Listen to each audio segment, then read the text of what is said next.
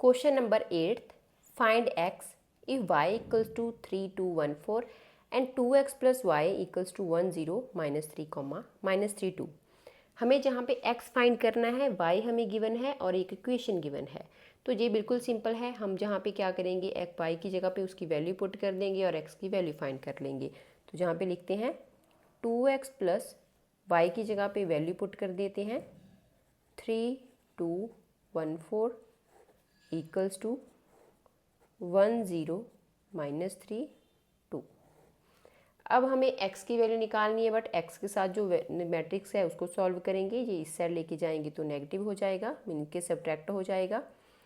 1 0 minus 3 2 negative sign, subtraction 3 2 1 4 subtract कर देंगे तो 1 में से 3 माइनस करेंगे, लिख लेते हैं जहाँ पे, ताकि कन्फ्यूज़न ना हो। आप ये स्टेप भी ऐड कर सकते हो। मैं जहाँ पे सीधा कर रही थी कि जैसे मैंने लास्ट क्वेश्चन में सीधा ही सब्ट्रैक्ट कर दिया 1 में से 3, तो ऐसे ही पता चल गया था।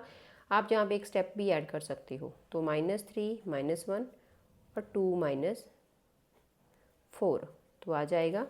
3 में से 1 माइनस करेंगे तो 2, बट नेगेटिव साइन, जहाँ पे भी -2 और जहाँ पे -4 और 4 में से 2 2 बट नेगेटिव साइन। अब ये जो वैल्यू है वो 2x की आई है, हमें चाहिए x की वैल्यू। तो 2 इस साइड जाके पूरी मैट्रिक्स के साथ डिवाइड हो जाएगा। -2/2 -2/2 -4/2 एंड -2/2 रिड्यूस हो जाएंगे 1 -1, ये भी -1 -2 एंड -1। तो x की वैल्यू आ गई -1 -1 -2 -1। ये आ गया हमारा फाइनल आंसर। ये क्वेश्चन बिल्कुल ही इजी था, क्योंकि जहाँ पे हमें y की वैल्यू ऑलरेडी गिवन थी, हमने क्वेश्चन में x की वैल्यू y की वैल्यू पुट करी, फिर इसको हम लेफ्ट हैंड साइड पे लेके गए, लेफ्ट हैंड साइड पे राइट हैंड साइड पे लेके गए, राइट हैंड साइड पे लेके जाने पे जी सब क्या हो जाएगा, माइनस हो जाएगा। फिर हमने मैट्रिक्स को मैट्रिक्स से माइनस करना सीखा हुआ है, बहुत ईजी है। फिर उसमें स्टेप मैंने एक ऐड कर दिया है, तो फिर उसके बाद हमने सब्ट्रैक्ट करा, ये वाला आंसर आ गया। ये वैल्यू आई थी 2x की, हमें फाइंड करनी है x की। तो 2 जहाँ पे मल्टीप्लाई है तो दूसरी साइड जाके पूरे मैट्रिक्स का डिवाइड हो जाएगा और हमारा फाइनल आंसर आ जाएगा x की वैल्यू -1 -1 -2 एंड -1। यही हमें इस क्वेश्चन में फाइंड करना था। अब हम चलते हैं 9th क्वेश्चन के ऊपर।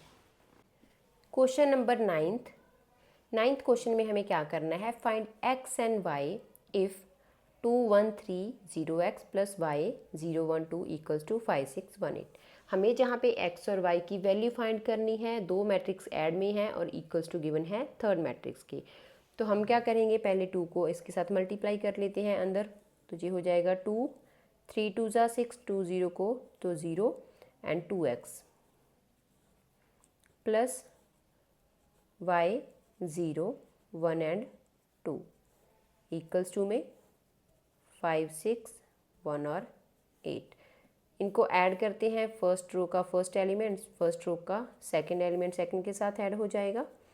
तो 2 plus y and 6 plus 0 and 0 plus 1 और 2x प्लस 2 इक्वल्स टू 5 6 1 8।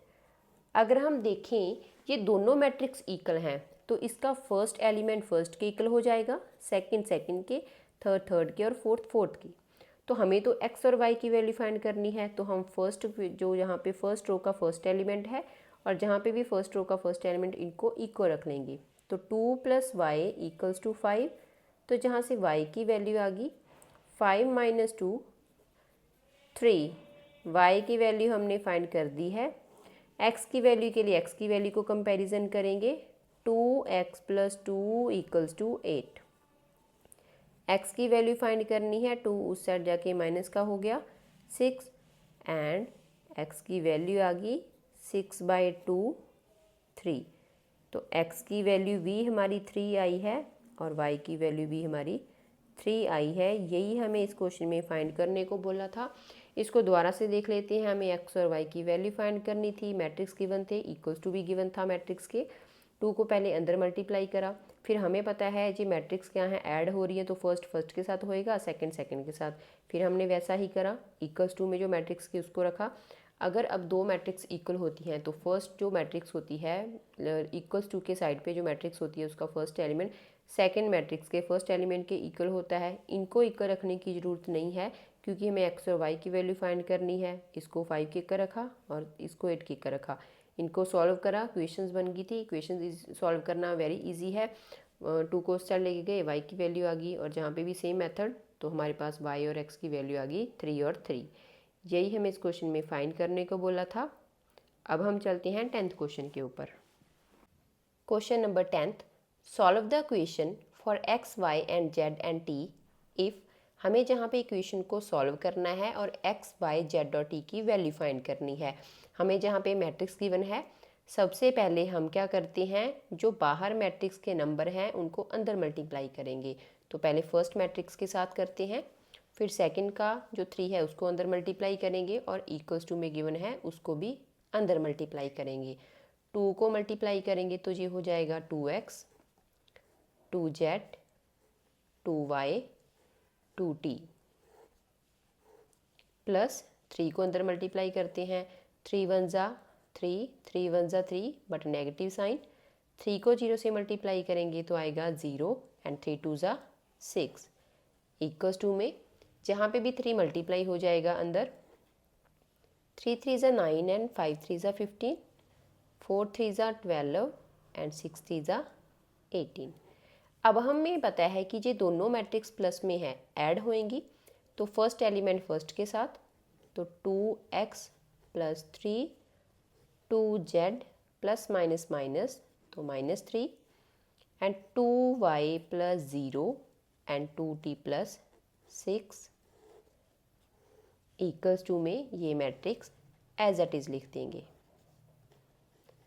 अब ये दोनों मैट्रिक्स इक्वल में आ चुकी हैं। जब भी मैट्रिक्स इक्वल में आती हैं तो मैंने पहले भी आपको बताया था कि हम क्या करते हैं, तो फर्स्ट एलिमेंट फर्स्ट के साथ हो जाता है इक्वल्स टू में, सेकंड के साथ इक्वेशंस बनाते हैं और उनको सॉल्व करते हैं। 2x plus 3 equals to 9 first equation, 2z minus 3 equals to 15 second equation. Fourth equation 2y plus 0 है तो ये 2y ही हो जाएगा equals to 12 third equation. Then 2t plus 6 equals to 18 fourth equation. अब हम इनको सॉल्व करेंगे। पहले हम फर्स्ट से करते हैं, x की वैल्यू निकाल लेते हैं। 2x प्लस 3 इक्वल्स टू 9 है, 3 हमारा दूसरी साइड चला जाएगा वो नेगेटिव हो जाएगा, 9 माइनस 3 तो 6 आ गया। ये 2x है तो x मल्टीप्लाई में था डिवाइड, तो x की वैल्यू आ गई 3। अब हम सेकंड इक्वेशन से z की वैल्यू निकालेंगे। 3 जहाँ पे नेगेटिव था दूसरी साइड जाके हो जाएगा पॉजिटिव, तो ये हो गया 18। तो z की वैल्यू आ गई 18/2 9। तो z की वैल्यू हमने फाइंड कर ली, 9 आ गई है। देन हम y की वैल्यू निकालेंगे। 2 मल्टीप्लाई में था तो इधर आके डिवाइड, तो वैल्यू आ गई 6। ये हमने y की वैल्यू भी निकाल दी है। देन हम क्या करेंगे, फोर्थ इक्वेशन से t की वैल्यू फाइंड करेंगे। 2t प्लस 6 इक्वल्स टू 18, तो 2t 18 माइनस 6 तो जहाँ पे आ जाएगा 12 और 2 मल्टीप्लाई में है तो 12/2 6, तो t की वैल्यू आ गई 6। यही हमें इस क्वेश्चन में क्या करना था, फाइंड करना था। दोबारा से देख लेते हैं। हमें वैल्यूज़ फाइंड करनी थी x y z and t की, और मैट्रिक्स हमें गिवन थे। बाहर के एलिमेंट को फर्स्ट स्टेप में हमने अंदर मल्टीप्लाई करा, 2 को इसके साथ, 3 को सेकंड के साथ और जहाँ पे भी 3 को।